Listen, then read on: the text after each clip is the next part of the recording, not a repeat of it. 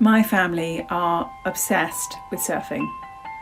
My husband has even taken to actually making his own surfboards now for our family and for our friends. He's that obsessed.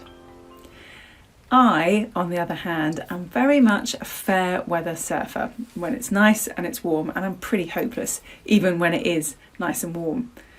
But I do enjoy splashing about in the sea and messing around. And it would seem that I've absorbed some knowledge here and there. So did you know that waves come in sets?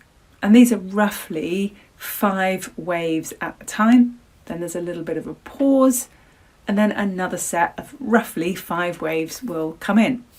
I never used to know that. I do now. There's also a time between each of the waves, and that's called the period. And sometimes those waves are really, really close together, and that makes it much harder to surf. And sometimes those waves are a bit further apart, and that makes it much easier to catch a wave. So the period is the amount of time between each of those waves. Nature, I think, has this most incredible way of teaching us how to be if we take a moment to notice. And if you think about those sets of 5 waves, it's a little bit like giving people information in a presentation or a pitch or a story or a team meeting or a team update. So after those 5 waves, your audience needs a little bit of a break to absorb those 5 pieces of information before you hit them with the next 5 pieces of information. Because if we give them too much in one go, it's going to knock them off their feet.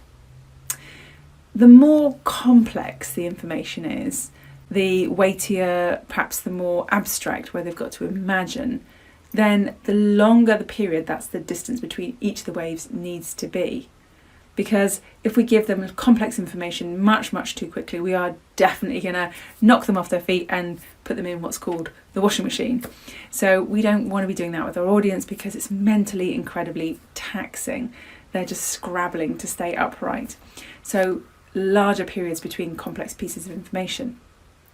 The lighter or more straightforward or more throwaway the information is, then we can have a shorter period or shorter distance between each of those little bits of information.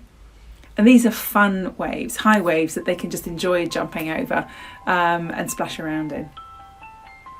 It's really important to make sure that the timing is right depending on the content that we are delivering. And by varying the rate of delivery and pausing, it's really going to help keep your listeners engaged with your content. So that's my random piece of surfing information. What information have you absorbed recently completely by accident, but actually ended up being quite a useful piece of knowledge and understanding? I'd love to know. Drop it in the comments below. Bye for now.